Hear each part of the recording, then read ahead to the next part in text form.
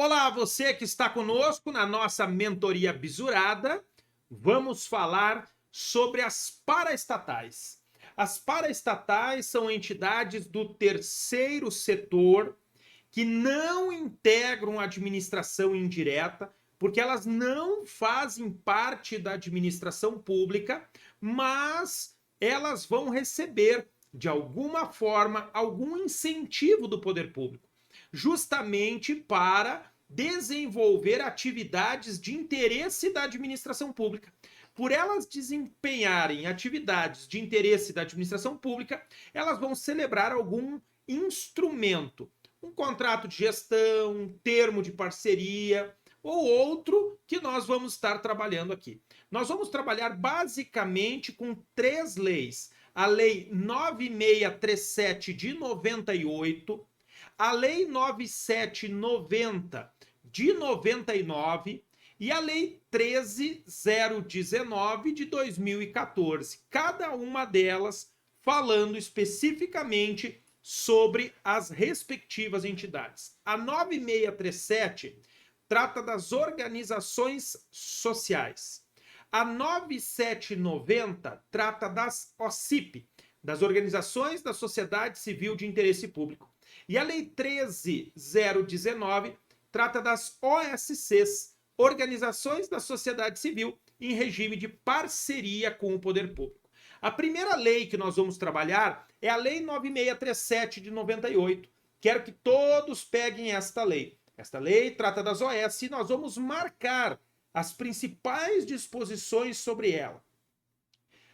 Como se dá a qualificação, como perde a qualificação, controle de Tribunal de Contas, vamos estar marcando tudo isso, perfeito, gente? Pega aí a 9637 de 98.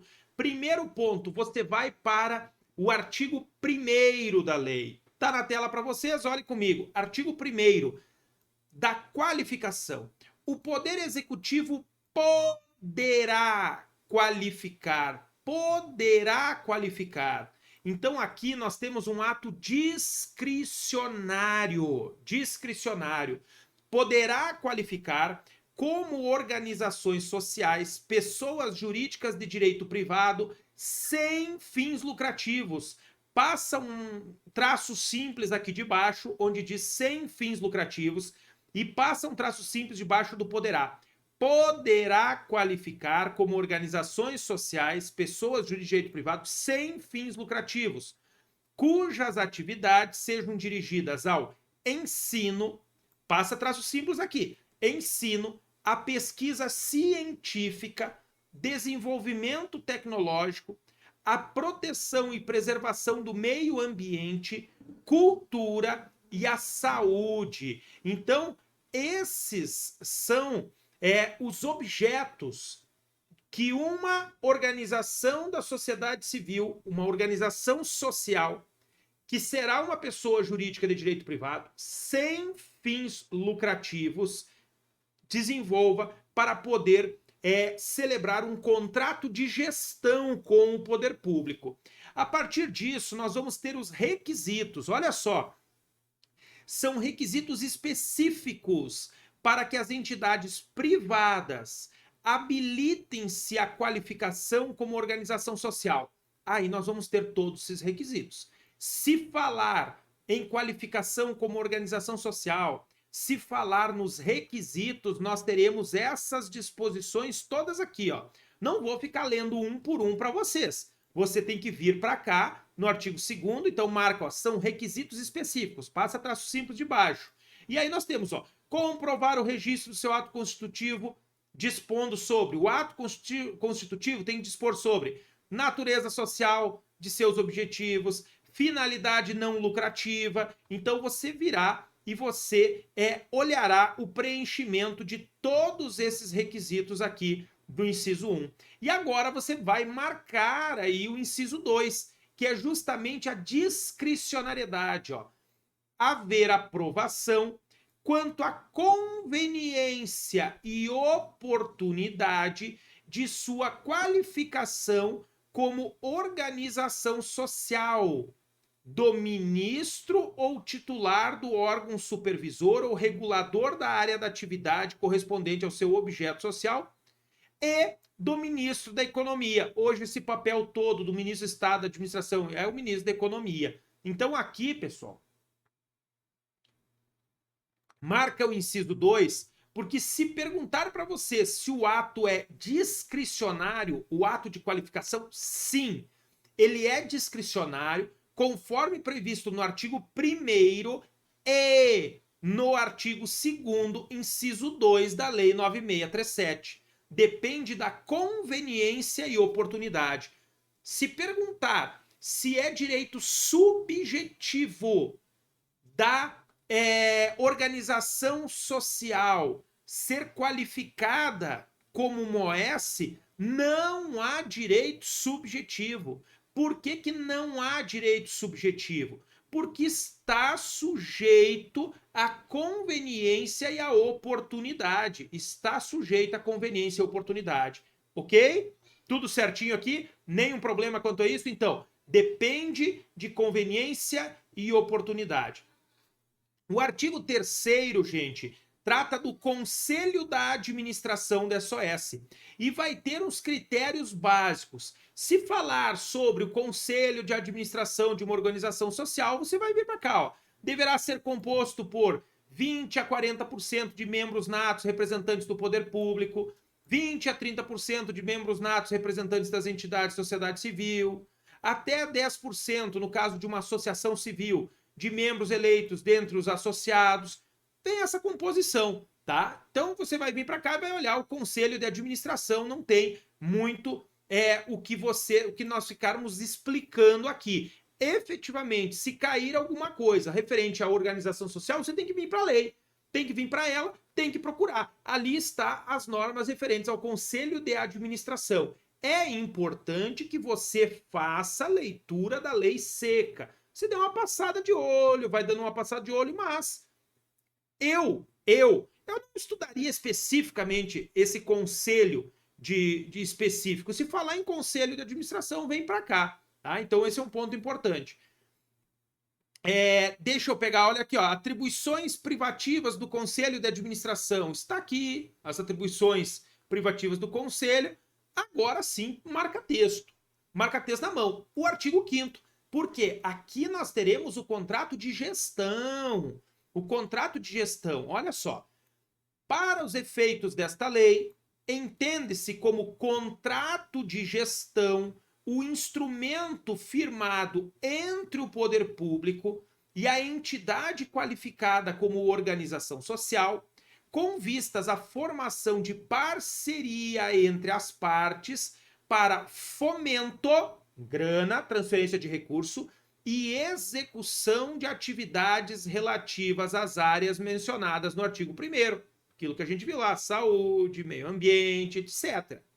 Então, esta entidade da sociedade civil, essa organização social, vai celebrar um contrato de gestão com o poder público para que haja execução de serviços. Exemplo, deixa eu dar um exemplo para vocês. Uma escola. Existe uma escola mantida por uma associação e essa associação vai ser qualificada como organização social para receber dinheiro público e atender a população. Aquelas crianças vão estudar naquela escola de modo gratuito, e em contrapartida o poder público vai pagar ali para aquela escola, vai dar um dinheiro, um fomento para aquela escola. É isso que prevê o contrato de gestão. Então, tem que estar marcadinho aí esse artigo 5º, ok? Que é o instrumento firmado entre o poder público e a organização social. O contrato de gestão, que é elaborado de comum acordo entre o órgão, entidade supervisora e a organização social, discriminará as atribuições, as responsabilidades e as obrigações do poder público e da organização social. Este contrato de gestão, tá? Este contrato de gestão deverá ser submetido, depois de ser aprovado, ao ministro de Estado supervisor da área fomentada. Exemplo, se for da educação, ministro da educação. Se for da saúde, ministro da saúde. Olha só, na elaboração desse contrato de gestão, tem que se observar os princípios. Então, se perguntar se o contrato de gestão celebrado entre o poder público e uma organização social deve atender os princípios norteadores da administração, sim. Isso está aqui no artigo 7º. Na elaboração do contrato de gestão devem ser observados os princípios da legalidade, da impessoalidade, da moralidade, da publicidade, da economicidade e também os seguintes preceitos. Ó. Então tá aqui os preceitos específicos para o contrato de gestão. Pessoal, é possível que haja cessão de servidores, que haja permissão de uso de bens públicos por parte de uma OS? Sim, é possível. E você vai marcar aí. Pega seu marca-texto e você vai...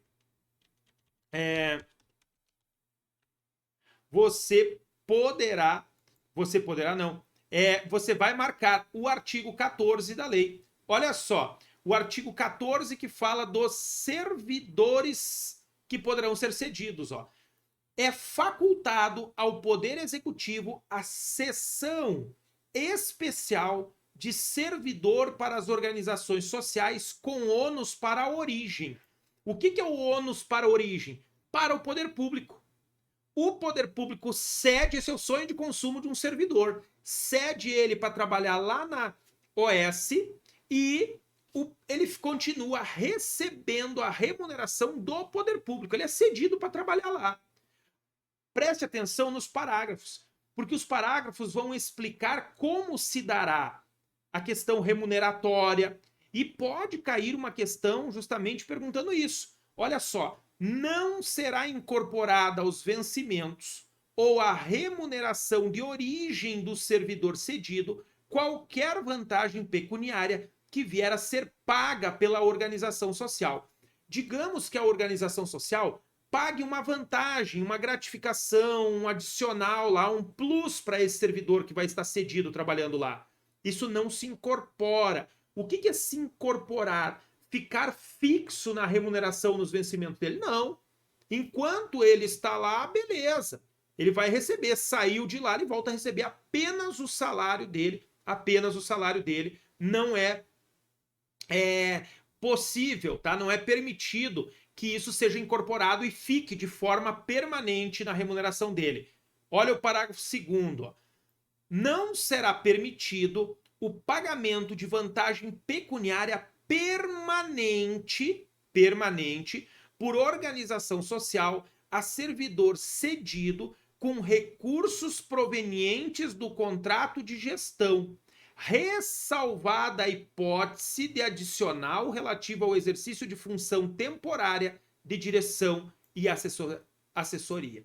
O que está dizendo aqui, gente? Olha só, essa organização social, ela não pode retirar do dinheiro que ela vai receber do poder público, tá? Não pode retirar do dinheiro que ela vai receber do poder público valores para pagar o servidor. Ele vai estar recebendo duas vezes, você entendeu? Ó, o servidor, ele já vai estar recebendo dos cofres públicos o vencimento dele. Se a OS tirar do dinheiro público o valor para pagar ele, vai estar pagando ele duas vezes. A única coisa que pode é um adicional relativo a um exercício temporário de uma função de direção e assessoria. Se este servidor cedido estiver exercendo esta função. Se ele estiver exercendo uma função de direção ou de assessoria. Beleza? Marca aí também o parágrafo 3º, tá? O parágrafo 3º. O que nós teremos? Olha só, está na tela. O servidor cedido perceberá as vantagens do cargo a que fizer jus no órgão de origem, quando ocupante de cargo de primeiro ou de segundo escalão na organização social. Então, ocupando um cargo na OS de presidência, direção, ali o servidor cedido permanece com todas as vantagens do cargo que faz jus, todas elas. inclusive aquelas que compõem adicionais e aí por diante, tudo isso. Marca esse parágrafo terceiro, ok? Vamos para o artigo 13, que vai falar da permissão de uso de bens públicos. Sobe para o artigo 13, olha só, os bens móveis públicos permitidos para uso poderão ser permutados por outro. Aqui, me desculpa, olha só. Não, primeiro, artigo vamos para o 11 e 12, que é o que vai falar aqui especificamente dos bens, o 12, ó. Primeiro, artigo 11. As entidades qualificadas como organizações sociais são declaradas como entidades de interesse social e utilidade pública para todos os efeitos legais. Perfeito. 12. Marca texto neste. As organizações sociais poderão, para, esse as é crasado, para as organizações sociais poderão ser destinados recursos orçamentários e bens públicos necessários ao cumprimento do contrato de gestão. Aqui no artigo 12 está a previsão da transferência de dinheiro e permissão de uso de bens públicos, bens imóveis e bens móveis. Essa permissão de uso é justamente para que possa utilizar como sede da organização social, que possa utilizar como ônibus, às vezes para transporte de estudantes, etc. Então, tanto bens móveis quanto bens imóveis. Previsão, se perguntar na prova de vocês, artigo 12. O artigo 12 é o que permite a destinação de recursos orçamentários e bens públicos. Olha só, parágrafo 3º. Os bens serão destinados às organizações sociais, dispensada a licitação, mediante permissão de uso, consoante cláusula expressa no contrato de gestão. Então, o contrato de gestão vai prever a permissão de uso desses bens públicos. Não tem licitação. A administração pública, entre aspas, emprestará para ela. Vai emprestar. Agora, o artigo 13, que é aquele que eu ia marcar para vocês, sobre a possibilidade da permuta. Os bens móveis públicos permitidos para uso, os bens móveis, imóveis não, os bens móveis públicos permitidos para uso poderão ser permutados, trocados por outros de igual ou maior valor, condicionado a que os novos bens integrem o patrimônio da União. Como assim? Vou trocar um ônibus que já está velho por um ônibus que está novo. Trocar, tem alguém que vai doar um bem para a OS. Ela troca, entrega aquele bem que seria da União, velho, e recebe um novo, de maior ou igual valor. Parágrafo único.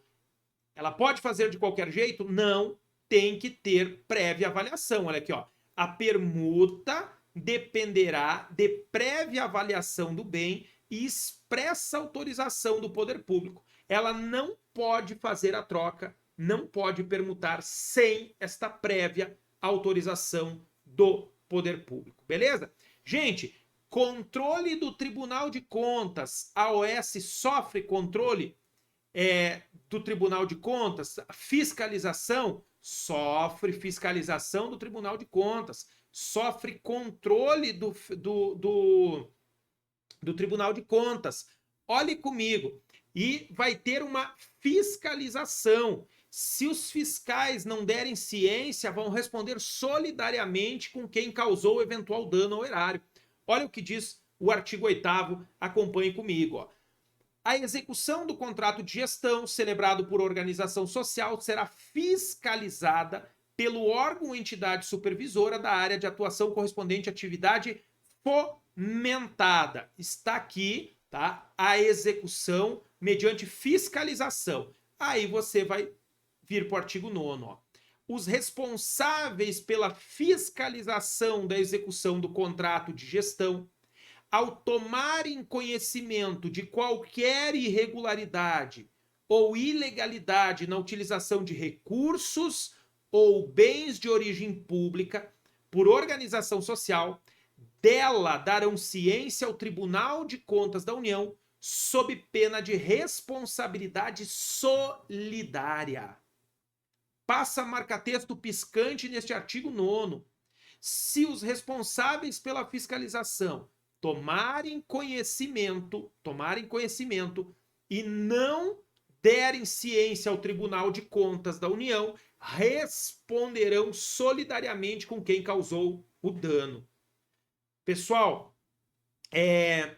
nós vamos marcar o artigo 10 e nós vamos lá para a Lei de Improbidade Administrativa, tá? Segura aí a Lei 9637, que é essa que a gente está, e depois vai lá para a Lei 8429 de 92. 8429 de 92, perfeito? Vamos primeiro na Lei 9637, que é essa que a gente está. Vai para o artigo 10, que é o de baixo. Olha o que diz aqui o artigo 10. Sem prejuízo da medida a que se refere o artigo anterior, quando assim exigir a gravidade dos fatos ou interesse público, havendo indícios fundados de malversação de bens ou recursos de origem pública, os responsáveis pela fiscalização representarão ao Ministério Público, à Advocacia Geral da União ou à Procuradoria da entidade para que requeira ao juízo competente a decretação da indisponibilidade dos bens da entidade e o sequestro dos bens dos seus dirigentes, bem como de agente público ou terceiro que possam ter enriquecido ilicitamente ou causado dano ao patrimônio público. Neste artigo 10, você vai colocar um vide para a Lei 8429, que é a Lei de Improbidade Administrativa. Por quê? Porque nós teremos a previsão expressa de punição no artigo 2º, parágrafo único da Lei 8429. Então, você pega aqui o artigo 10 e coloca vide art. 2º, parágrafo único da Lei 8429 de 92. Olha o que diz a Lei 8429 de 92, que está aqui na tela para vocês agora. Para os efeitos desta lei, considera-se agente público o agente político, o servidor público e todo aquele que exerce, ainda que transitoriamente ou sem remuneração, por eleição, nomeação, designação, contratação ou qualquer outra forma de investidura ou vínculo, mandato, cargo, emprego ou função nas entidades referidas no parágrafo 1º desta lei. Beleza, esse aqui, o caput, é para os servidores públicos, para os agentes públicos. Agora, olha o parágrafo único. No que se refere a recursos de origem pública, sujeita-se às sanções previstas nesta lei o particular, pessoa física ou jurídica, que celebra com a administração pública convênio, contrato de repasse, olha aqui, contrato de gestão, termo de parceria, termo de cooperação ou ajuste administrativo equivalente. Então, o contrato de gestão que está aqui, celebrado por um dirigente de uma OS, o qualificará como agente público por equiparação. Então, se perguntar se um diretor de uma OS, de uma organização social, poderá responder por improbidade administrativa, a resposta é sim, poderá responder por improbidade administrativa, nos termos do parágrafo único do artigo 2º da Lei 8429 de 92. E o artigo 10 permite a decretação de indisponibilidade dos bens. Aqui, você diz, esse Código de Processo Civil é o Código de Processo Civil antigo. Diz aqui que o pedido de sequestro será processado de acordo hoje com a Lei 8429. Então, nós teremos aqui, preste atenção, o artigo 10 como previsão de eventual possibilidade de sequestro dos bens de dirigentes para eventual ressarcimento do dano causado. Perfeito? Gente, outro ponto que nós temos que marcar para encerrar o estudo da Lei 9637 é a questão da desqualificação das OS. Quando que uma OS poderá ser desqualificada? Acompanhem comigo na tela. Olha só o que diz o artigo 16. O Poder Executivo poderá proceder à desqualificação da entidade como organização social quando constatado o descumprimento das disposições contidas no contrato de gestão. Pronto, está aqui a desqualificação. Descumpriu, pode desqualificar. Parágrafo 1º. A desqualificação será precedida de processo administrativo assegurado o direito de ampla defesa, respondendo os dirigentes da organização social individual e solidariamente pelos danos ou prejuízos decorrentes de sua ação ou omissão. A desqualificação importará reversão dos bens permitidos e dos valores entregues à utilização da organização social, sem prejuízo de outras sanções cabíveis. Então, observe comigo que o artigo 16 prevê a desqualificação. Tem que haver, necessariamente tem que haver, processo administrativo com ampla defesa e contraditório, ok? Beleza? Pessoal, neste nosso bloco, nós ficamos por aqui. As principais disposições sobre as organizações sociais, as OS, estão aqui na Lei 9637. São essas que nós trabalhamos com vocês. Na sequência, nós vamos trabalhar a Lei 9790, que trata das OCIPs. Não saia daí, eu aguardo todos vocês.